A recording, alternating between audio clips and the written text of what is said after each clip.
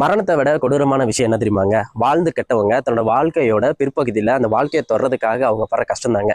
சினிமாவில் ஒரு கட்டத்தில் உயர்ந்த பிரபல நட்சத்திரங்களாக இருந்தவங்க பிற்பகுதியில் அவங்க பட்ட கஷ்டத்தை தனக்கு லெசன் லேண்டாக எடுத்துக்கிட்டு அடக்கமாகிற வரைக்கும் அடக்கமாக இருக்கணும்னு வாலி ஐயா சில விஷயங்களை பதிச்சுட்டு போயிருக்காரு. அந்த விஷயங்களை தான் நான் உங்ககிட்ட சொல்ல போகிறேன். வெல்கம் டு கேன்ஸ்லன். நான் உங்கள் கே. இந்த லெட்ரு கொண்டு வர பையன்ட்ட ஒரு 20 ரூபாயோ 30 ரூபாயோ கொடுத்து அனுப்பு, என் கை செலவுக்கு யூஸ் ஆகும் அப்படின்ட்டு அந்த பையன் ஒவ்வொரு தடையும் அந்த லெட்டரை என் வீட்டுக்கு கொண்டு வரும்போது எனக்கு அப்படியே வேத்து கொட்டும். ஒரு காலத்தில் எவ்வளோ பெரிய எழுத்தாளராக இருந்தவர், அவருக்கா இப்படிப்பட்ட ஒரு நிலைமை? பாட்டு கம்போசிங் நடந்துட்டு இருக்கு. அந்த கம்பெனியில் எம்எஸ்சியோட உட்காந்துட்டு கம்போசிங்காக ரெடி ஆகிட்டு இருக்கு.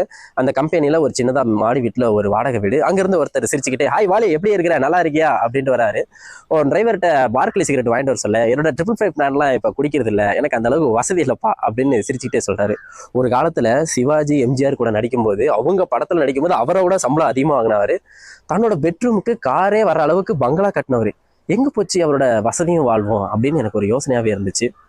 என் வீட்டு முன்னாடி ஒரு டாக்ஸி வந்து நிற்கிது. ஒரு நடிகை, அந்த நடிகையோட போஸ்டரை பார்க்கவே கோடான கோடி மக்கள்லாம் இருந்தவங்க. அப்படிப்பட்ட நடிகை என்கிட்ட வந்துட்டு ஒரு மெல்லிய குரல்ல, ஐயா எனக்கு ஒரு நாடகம் எழுதி கொடுங்க, நான் ஒரு ட்ரூப் வச்சு நடத்த போகிறேன் அப்படின்னாங்க. சென்னை எழும்பூர் ரயில் நிலையம். அங்கே ஓரமாக ஒரு சிமெண்ட் பெஞ்சு, ஆள் அரவம் இல்லாத இடத்துல ஒருத்தர் அமைதியாக உட்காந்துருக்காரு. அவரை இந்த தலைமுறைக்கு யாராலையும் பார்த்தா ஐடென்டிஃபை பண்ண முடியாது.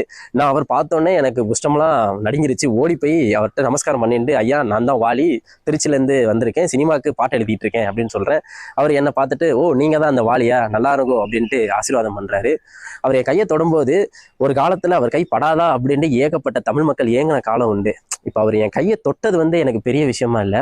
எந்த ரயில் நிலையத்தில் அவர் இறங்க விடாமல் மக்கள் கூட்டம் அலமோதிச்சோ, அதே ரயில் நிலையத்தில் ஆள் அரவம் பெற்று கண்காணிக்க ஆள் இல்லாமல் ஒரு ஓரமாக உட்காந்துருக்காரு. பார்த்தீங்களா காலம் செய்கிற கோலத்தை? பார்த்தீங்களா காலம் எந்த ஒரு நேரத்துலையும் ஒரு ஆளை வல்லமையாக வச்சுருக்கோம், ஒரு ஆளை கீழேயும் கொண்டு வருங்க. இதில் நாம் அந்த ஃபஸ்ட்டு நம்ம பார்த்தோம் பார்த்தீங்களா, அந்த கடுதாசி கொடுத்து அனுப்புனவர், நமக்கெல்லாம் உலக புகழ் பெற்ற இந்த கண்ணகிக்கு உரையாடல், அந்த உரையாடல் நம்ம கேட்டிருப்போம், பயங்கரமா இருக்கும் அந்த உரையாடல். அந்த உரையாடல் எழுதி கொடுத்த மிகப்பெரிய எழுத்தாளர் திரு இளங்கோவன் ஐயா அவர்கள். ரெண்டாவது, அந்த மாடி விட்டு ஏழையா இருந்தவர் திரு சந்திரபாபு ஐயா அவங்க. மூணாவது, அந்த திரையுலக முடிவுசூட அரசியா இருந்த திரு சாவித்ரி அம்மா அவங்க. நான் கடைசியா பார்த்தது தமிழ் சினிமாவோட முதல் சூப்பர் டூப்பர் ஸ்டார் திரு எம்.கே. தியாகராஜ பாகவதர் அவங்க. கால் எந்த இடத்துல உயரத்துல வைக்கும், எந்த இடத்துல கீழே கொண்டு போகுன்றது நமக்கு சொல்லவே முடியாதுங்க. வாலியையோட வரிகள் வந்து நாம் தெரிஞ்சுக்க வேண்டியது, பிறர் மனம் வருந்த நடக்க வேண்டாம், முடிஞ்ச வரைக்கும் எல்லாத்துக்கும் உதவி செய்வோம், பெரியவங்ககிட்ட கனிவு காட்டுவோம். இன்றைக்கி நாம் செய்கிறது நாளைக்கு நமக்கு கிடைக்கும், மனசில் வச்சுக்கோங்க. இது மாதிரி அடுத்தடுத்த தகவலை நீங்கள் தெரிஞ்சுக்க உங்கள் வருமான கேக்கையை தொடருங்க. நன்றி.